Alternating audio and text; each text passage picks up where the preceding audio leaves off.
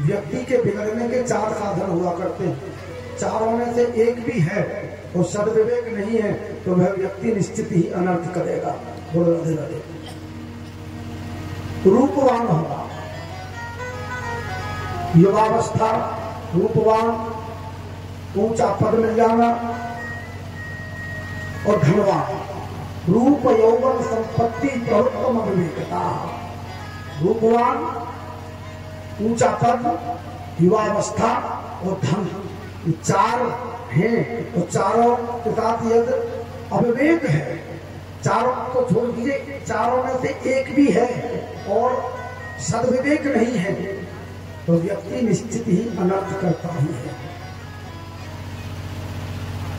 रूप का अभिमान, धन का अभिमान, ज्ञान का अभिमान, कई बार भक्ति का अभिमान भी व्यक्ति को गिरा देता है। इसलिए सद्विवेक होना आवश्यक है। ये भागवत कथाएं, ये सत्संग, संतों का, महापुरुषों का सानिध्य इसलिए करना चाहिए ताकि हमें सद्विवेक की प्राप्ति हो। सद्विवेक चाहिए, सद्बुद्धि मिले। व्यक्ति जब मार्ग से भटक जाता है तो महापुरुषों की शरण ग्रहण इसलिए करें ताकि हम यदि सद मार्ग से भटक जाएं तो सदा मार्ग पर लाने का कार्य वे गुरुजन या महापुरुष करते हैं। द्वारकाधीश द्वारका में रहते हैं। सुखदेव जी कहते परीक्षित, समय समय पर संत महात्मा आते रहते हैं द्वारका में। आज कुछ संतों की मंडली द्वारका में आई है। भगवान सदैव संतों की प्रशंसा करते हैं। भगवान कहते हैं साधवो हृदयम मह्यम। अपने पुत्रों को अपने पास में बिठाते हैं भगवान और कहते हैं साधुओं का, ब्राह्मणों का कभी अपमान मत करना। ये मान लीजिए आपने संत ब्राह्मणों का अपमान कर दिया तो आपने नरक के द्वार अपने हाथों से ही खोल दिए अपने लिए। क्यों? साधवो हृदयम मह्यम, साधु मेरे हृदय में वास करते हैं। यदि आपने साधु संत ब्राह्मणों का अपमान किया, उनका अपराध किया, मानो मेरा ही अपराध कर रहे हैं, मेरे दिल को दुखा रहे हैं, हृदय को पीड़ा पहुंचा रहे हैं। पुत्रों ने देखा कि आजकल पिताजी बहुत संतों की प्रशंसा करते हैं और आज कुछ संत महात्मा हमारे द्वारका में आए हैं, जरा इनकी परीक्षा ली जाए। तो शाम को स्त्री का रूप धारण करा करके ये भगवान की कुछ वंश लेकर के आगे संतों के पास और आकर के कहा कि अरे महात्माओं, हम आपको प्रणाम करते हैं। बड़े विश्वामित्र, कर्ण आदि बड़े बड़े संत महापुरुष प्रणाम किया, वंदन किया और कहा ये गर्भवती स्त्री है। शाम को गर्भवती स्त्री का रूप धारण करके ले गए। कहा ये गर्भवती स्त्री है, आपसे कुछ पूछना चाहती है लेकिन संकोच में पूछ नहीं पा रही, इसलिए हम ही पूछ रहे हैं। ये गर्भवती है, इसलिए आप यह बताइए इसकी कन्या होगी या पुत्र होगा। संतों ने ध्यान लगाया और ध्यान जब लगाया तो समझ में आ गया ये हमारा उपहास होगा। उपहास कर रहे हैं, मजाक कर रहे हैं, अपराध कर रहे हैं। क्रोध में आकर के संतों ने कहा, दोस्तों भगवान के वंशज होकर के और इतनी घृणित कार्य कर रहे हो। इसके द्वारा न कन्या होगी न पुत्र होगा, लेकिन इसके द्वारा एक आप यदुवंशियों का विनाशक पैदा होगा, नष्ट करने वाला पैदा होगा। भयभीत हो गए, सब वापस आए। आकर के जैसे वस्त्र को खोला, वस्त्रों में से एक लोहे की छड़ी प्रकट हुई। जाकर के वसुदेव जी को, उग्रसेन जी को बताया, भगवान को तो नहीं बताया। वसुदेव जी ने उस छड़ी को घिसवा करके समुद्र में फेंक दिया। उससे एर का नाम की घास उत्पन्न हुई। श्राप लग चुका है यदुवंशियों को। भगवान को सब कुछ पता है। एक दिन नारद जी का आगमन हुआ, वसुदेव जी से मिलन हुआ, नव योगेश्वरों का संवाद हुआ। नारद जी से पूछा भागवत धर्म किसे कहते हैं? भगवतः प्रोक्तम भागवतम। नारद जी ने कहा भागवत धर्म प्रारंभ होता है विश्वास से, मध्य होता है संबंध से और विश्राम होता है समर्पण से। भगवान के प्रति अटूट विश्वास और भगवान से कोई कोई संबंध अवश्य होना चाहिए और अंत में प्रभु के चरणों में समर्पित हो जाना चाहिए। बोलो राधे राधे। हम जो कुछ भी करें भगवान को समर्पित करते रहे। कायेन वाचा मनसेन्द्रियैर्वा बुद्ध्यात्मना वा प्रकृते स्वभावात् करोमि यद्यत् सकलं परस्मै नारायणायै समर्पयामि। जो कुछ भी हम करें मनसा वाचा कर्मणा, किसी भी प्रकार का कोई भी कर्म हो अंत में वह कर्म प्रभु को समर्पित कर देना चाहिए। तेरा तुझको अर्पण क्या लागे मेरा, अनेना कृतेना भगवान नारायण प्रियतां मम। जो कुछ भी है सब आपके लिए है। आगे दत्तात्रेय के 24 गुरुओं के ग्रहण, दत्तात्रेय जी ने 24 गुरु बनाए। पृथ्वी को गुरु बनाया, वायु को गुरु बनाया, आकाश को गुरु बनाया, कबूतर को गुरु बनाया, अजगर सर्प को गुरु बनाया, वैश्या को गुरु बनाया। बोले वैश्या को गुरु कैसे बना लिया? कहा तो वैश्या थी, सुबह से शाम तक इंतजार करती रही, श्रृंगार करके बैठी है टाली पर, कोई ग्राहक नहीं आया। अंत में उसने अपने श्रृंगार को उतार दिया तो भगवान के सामने बैठ करके रोने लगी। कहा आशा ही परम दुखम नहीं राश्य परम शुभम। जितना इंतजार मैंने संसार के लोगों के लिए किया, इंतजार भगवान के लिए किया होता तो भगवान रीझ गए होते। आज के बाद ये श्रृंगार, आज के बाद ये इंतजार सिर्फ भगवान के लिए होगा और किसी के लिए नहीं होगा। इसलिए आशा ही परम दुखम नहीं राश्य परम सुखम। आशा किसी से नहीं, आशा सिर्फ परमात्मा के साथ में जोड़नी चाहिए। सुखदेव जी कहते हैं परीक्षित, यहाँ श्राप लग ही चुका है। एक दिन भगवान सभी यदुवंशियों को लेकर के समुद्र के किनारे आए हैं। महलों से बाहर भगवान पीपल के वृक्ष के नीचे बैठ गए, स्नान करने के लिए आए हैं।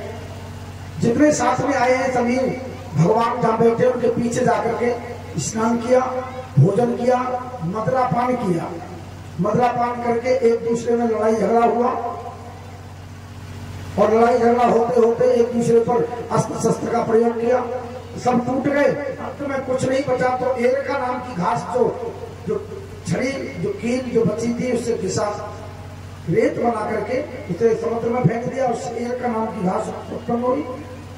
उस घास को एक दूसरे पर उखाड़ के फेंकते सब कट कट के मर गए, समाप्त हो गए। यदुवंशियों का विनाश हुआ। अंत में बलराम जी आए, भगवान से प्रणाम किया। प्रभु मैं अवतार में आपका बड़ा भाई बन के आया था, अब मुझे आज्ञा दीजिए, कोई गलती हो गई हो तो क्षमा करना। समुद्र में गए, डुबकी लगाई, एक बार बाहर आए, शेष रूप में चले गए। बोले बलराम जी महाराज की। दारुक नाम का साथी जो भगवान के साथ सदैव रहा और चलाया, वह आया, भगवान से कहा प्रभु मैं आपके साथ में चलूंगा। भगवान ने कहा तो मेरे साथ नहीं जा सकते। जैसे उद्धव ने कहा मैं भगवान आपके साथ में चलूंगा, भगवान ने कहा तुम मेरे साथ आए नहीं तो मेरे साथ चला के सकते हो। दारुक नाम के साथी से कहा जाओ तुम द्वारका में सूचना पहुंचा दो, मेरे जाते ही समुद्र द्वारका को डुबो देगा, आप अपनी सुरक्षा कर लें। दारुक न चाहते हुए भगवान को प्रणाम करके वापस आया। यहाँ अर्जुन द्वारका में थे, अर्जुन भगवान की रानियों को लेकर के द्वारका छोड़ के चले गए। भगवान कोण भीम का रूप धारण करके आए, अर्जुन से सभी रानियों को छीन लिया, अपने में समाहित कर दिया। अब भगवान बैठे हैं, बाएं चरण पर दाहिना चरण भगवान का रखा हुआ है, पीताम्बर धारण किए हुए भगवान का दिव्य स्वरूप है। तभी उस छड़ी को जो घिसा था, घिसने के बाद रेत बना, उसको फेंक दिया, उससे एरका नाम की घास उत्पन्न हुई। छोटी सी कील बची थी वो भी समुद्र में फेंक दी। उसको एक मछली ने निकला, मछली को मछुआरे ने पकड़ा, उसको जब पेट चीरा गया उसमें से कील निकली। उस कील को एक मछुआरे ने, एक शिकारी ने अपने बाण की नोक पर लगा लिया। इसके द्वारा कोई सुंदर शिकार खेलूंगा। आज शिकार खेलने के लिए आया है। जैसे ही देखा सामने भगवान बैठे हैं, ये हिरण समझ बैठा, शिकार समझ बैठा। शिकारी दूर से बाण चलाया, लहराता हुआ बाण आया, भगवान के चरण में आकर के बाण लगा, रक्त बहना प्रारंभ हुआ। ये दौड़ता हुआ आया, जब भगवान को देखा क्षमा मांगी, भगवान से प्रार्थना की। भगवान ने कहा जाओ तुम मेरे धाम जाओगे। तभी ब्रह्मादि देवता आ गए। ब्रह्मादि देवताओं ने कहा भगवान आप हमारे साथ हमारे धाम चलिए। भगवान ने कहा ठीक है। तभी एक दिव्य ज्योति प्रस्फुटित हुई, सभी की आंखें बंद हुई। एक ज्योति रूप में भगवान प्रकट हुए, एक रूप में भगवान अपने धाम चले गए, एक रूप में, एक ज्योति रूप में श्रीमद् भागवत में विराजमान हुए।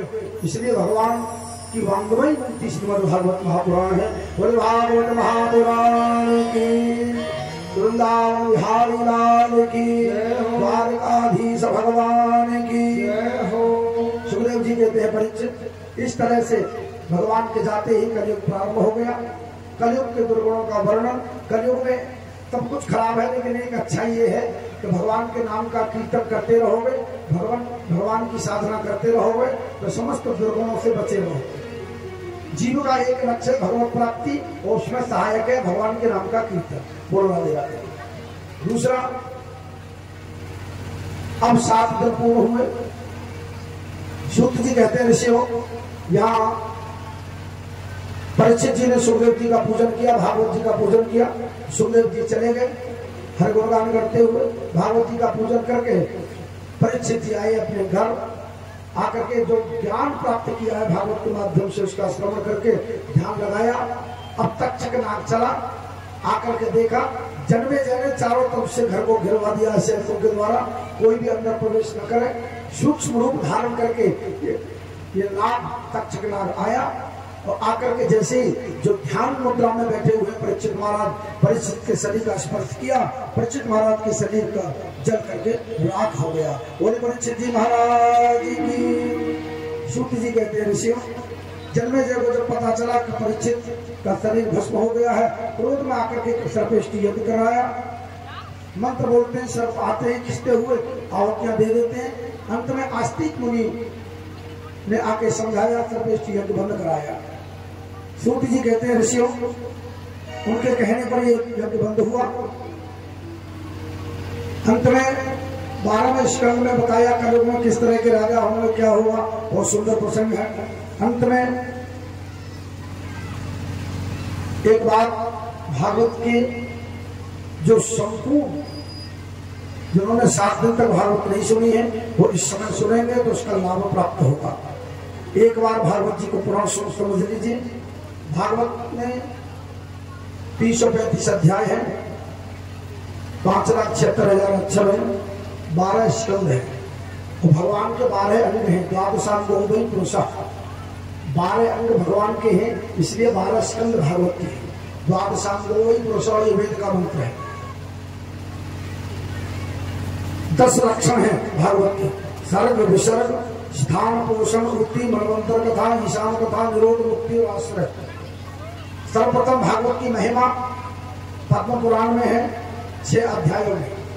भागवत सुनने से फायदा क्या होगा? गोकर्ण की कथा, गुंडकारी कथा, ज्ञान वैराग्य भक्ति की कथा, भागवत श्रवण करने का विधान। प्रथम स्कंद में सुखदेव जी परीक्षित के जन्म का प्रसंग, सत्कृति स्तुति, भीष्म स्तुति, परीक्षित की सभा में सुखदेव जी का आगमन आदि का वर्णन। द्वितीय स्कंद में सत्य मुक्ति, क्रम मुक्ति का वर्णन, ब्रह्मा की उत्पत्ति और चतुश्लोक की भागवत की कथा। तृतीय स्कंद में विदुर मैत्रेय संवाद, कपिल देवहूति संवाद, हिरण्याक्षवध आदि का वर्णन, कपिल देवहूति संवाद। चतुर्थ स्कंद में सती चरित्र, ध्रुव चरित्र, ध्रुव चरित्र का वंश का वर्णन। पंचम स्कंद में प्रियव्रत चरित्र, अग्निद्र चरित्र, नाभि चरित्र, जलभर चरित्र, भूगोल भगोल का वर्णन, 28 खंडों की कथा। छठवें स्कंद में अजामिलोपाख्यान, गुरु हत्या का परिणाम, मर्दों की उत्पत्ति। 7वें स्कंद में प्रहलाद चरित्र, नरसिंह चरित्र और सनातन धर्म का वर्णन। 8वें स्कंद में गजेंद्रोपाख्यान, समुद्र मंथन, मानव चरित्र, अवतार की कथा। 9वें स्कंद में सूर्यवंश का वर्णन, सूक्ष्म रामचरित्र, चंद्रवंश का वर्णन, एक श्लोकी रामचरित्र, कृष्ण चरित्र का वर्णन। 10वें स्कंद में भगवान की विस्तार से लीलाओं का वर्णन, कृष्ण जन्म की कथा, गोकुल लीला, वृंदावन लीला, मथुरा लीला, कंसवध, महाराज, द्वारका लीला, भगवान का विवाह, सुदामा चरित्र आदि का वर्णन। 11वें स्कंद में नवयोग संवाद, कृष्ण उद्धव संवाद, यदुवंशियों को श्राप, भगवान का सुधान वर्णन। 12वें स्कंद में कलयुग के दुर्गुणों का वर्णन और परीक्षित महाराज को मुक्ति की बात।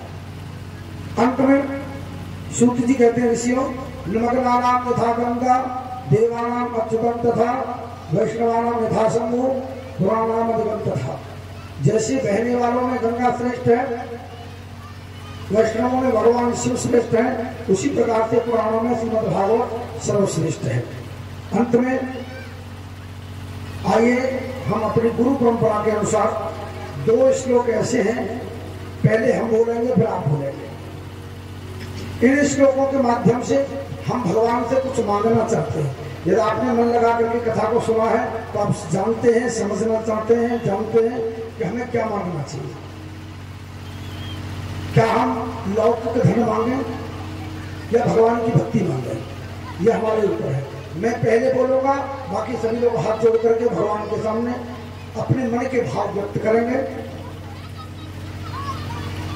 भवे भवे यथा भक्ति, भवे भवे यथा भक्ति, आदयोस्तव जायते, आदयोस्तव जायते, तथा कुरुष्व देवेश, तथा कुरुष्व देवेश, नाथस्त्वन्नो यतः प्रभो, नाथस्त्वन्नो यतः प्रभो, नाम संकीर्तनं यस्य, नाम संकीर्तनं यस्य, सर्वपाप प्रणाशनं, सर्वपाप प्रणाशनं, प्रणामो दुःख शमनः, प्रणामो दुःख शमनः, तं नमामि हरिं परं, तं नमामि हरिं परं, तं नमामि हरिं परं, तं नमामि हरिं परं, तं नमामि हरिं परं, तं नमामि हरिं परं। ओम विष्णवे नमः, ओम विष्णवे नमः, ओम विष्णवे नमः, ओम विष्णवे नमः, ओम विष्णवे